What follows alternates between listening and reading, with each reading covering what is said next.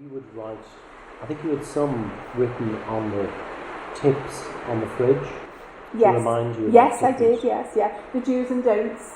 Don't argue, don't confront, do smile, don't shout. And because unfortunately it's a very, very stressful situation to be in for any carer or family or friend. And if you've got help, please accept that help, because it is just so important to you, because the repercussions for me is I'm dealing with some mental health issues. But as I said, I would do it all again in a heartbeat. But it was for me to go and think, and you just look at the fridge, and remind yourself of some of the things that you need to avoid. I think you had some printed up and then you added more to them. Yes, yeah.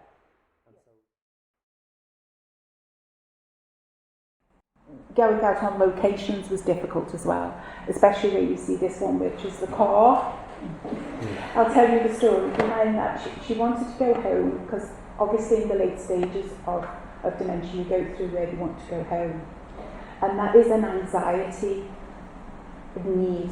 They want to be, because they want to see their mum and dad, and they feel that that's a safe place for them.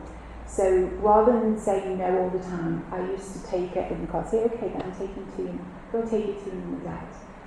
I lived in her world. That was my choice, but it's very much an individual choice, and I'm not here to pontificate or anything like that. This is just how I dealt with it. And so I said, we'll go to that, to your mum and dad. She'd go, okay, then so put a coat on, get down. This is when she was able to walk, unfortunately, because in the last couple of years she broke her hip and she wasn't able to. But this is what the time when we were able to do that. Anyway, we gets into the car, and she was saying to me, now, can you be looking at one another and have a conversation? So we were sitting there like that, and I was looking over, and he was going, Mum, give us a laugh and tell us a joke. And she was going, what? And I was going, just have a little chat. And then she spotted him. She went, what is that man doing? What is he doing, taking a photograph of me? So I just started laughing, and she started laughing, and that's how we got the shot. And that's a real thing, because as much as she was living with her dementia, my mum had an extremely sharp mind, and that's why when the diagnosis came through, I was just so devastated. Because she was a businesswoman all her life, and she was just so sharp.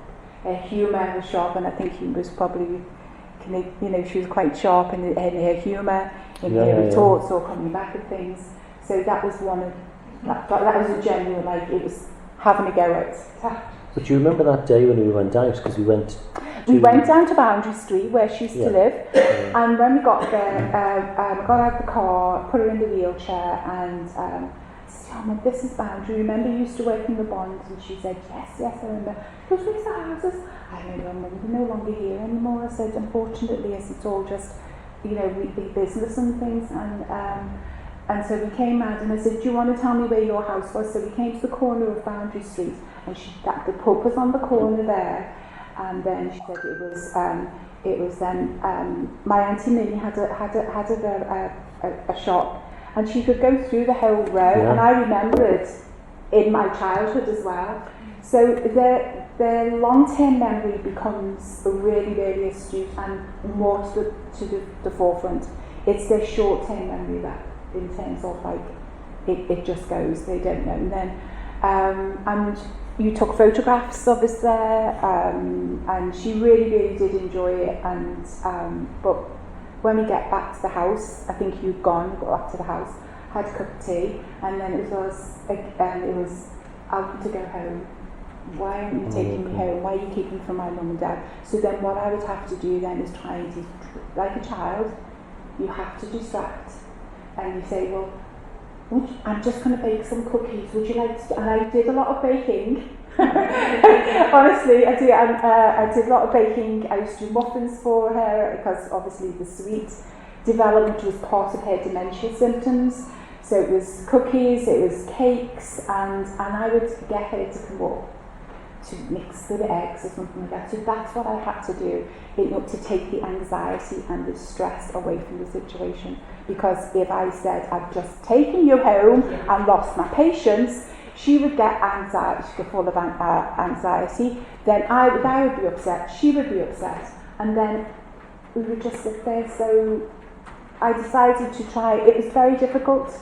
At times it was difficult, and when I had difficult times where I was most probably had lack of sleep, because she would be up all night sometimes, she would be up for 72 hours without any sleep, and this was before I had carers in to help me, and I'd be exhausted, and all I'd want to do was just sit down and have a quiet time. So what I used to do is, I explained to you, I would go outside, count to 10, or I would go into my bubble and have an invisible bubble. So any nasty comments came at me, they would bounce back. That was my way of coping. So. And then you said you go back into the room and your Go back to the room. So, remember that day when we went out, I remember as well that, because you said you could remember one or two of the people on the street, and then she started listing them all. Like yes, she knew her Aunt Minnie, because her Aunt Minnie was part of her mother's sister on obviously her maternal side, and she had a shop and used to go down the cellar.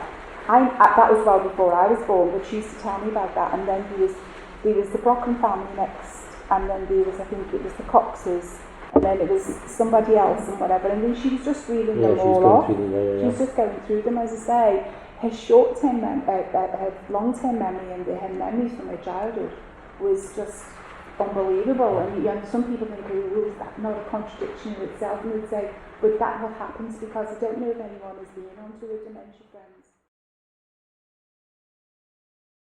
And he would record them, and then and I must have been at a lower, because I said to him, you know what, I would just love to be able to have a secret door into her brain, and I could open it and I could look inside, because I believe her brain's all tangled up. It's all tangled up, and it just needs, if I could get in there, because I was always very good at untangling the Christmas lights, I thought if I tangle all those up, then she'd be fine, she wouldn't have it. So that was my false sense of security of living in a different alternative realism. So he picked up on that, didn't you? And he said, is there any way we could go to perhaps maybe do this shop? Because I like that you said. So we had, I've got some young nieces and nephews, and we got a key to the Key Park in Warren Road, and we went there one day, didn't we? And that's where he took me in. I went into the bushes, and I was trying to, and that's where all the locked ones came. And that is the story behind, he wanted to make that connection to that. So I suppose sometimes, with the other work that I chose. Have you got a favourite picture? Have I got a favourite picture?